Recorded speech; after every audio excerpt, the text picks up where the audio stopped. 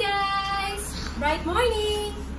So, nandito po tayo para samahan ako na mag-prepare ng mixed seafoods para sa birthday celebration ni Matthew Brevin. So, excited na ba kayo guys? So, ngayon, let us prepare the ingredients.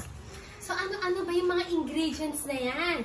So, nandito yung bawang or garlic, oyster sauce, ketchup, pepper or paminta, sugar, salt,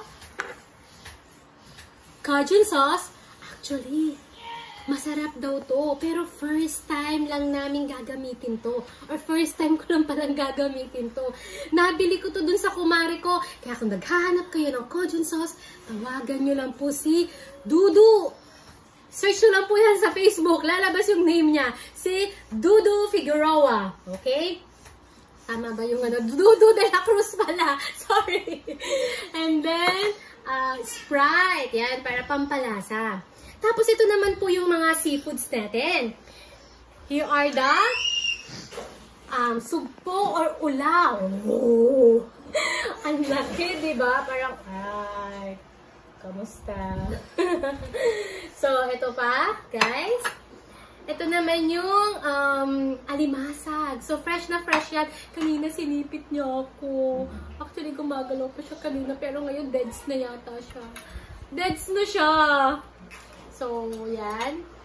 And then, ito pa po, ang ating tahong. Masarap yan.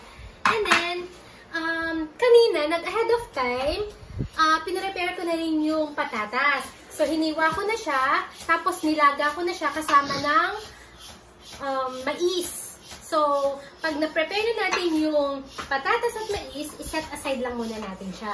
Okay?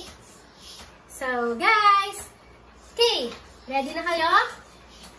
Ngayon, let us mince the garlic.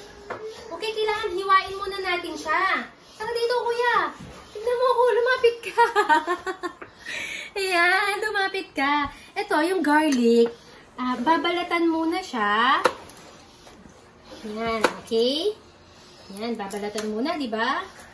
Tapos, at saka mo siya hihiwain. So, be careful ha, kasi baka mamaya masugatan ka. Pag hindi ka expert, di ba? Ping, ping, ping, ping, ping, ping, ping, ping, ping, ping, ping. Ganyan.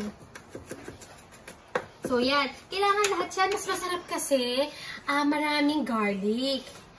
Tapos, tsaka natin siya lulutuin mamaya sa butter. Ay, sorry! Kalimutan ko pala i-prepare yung butter.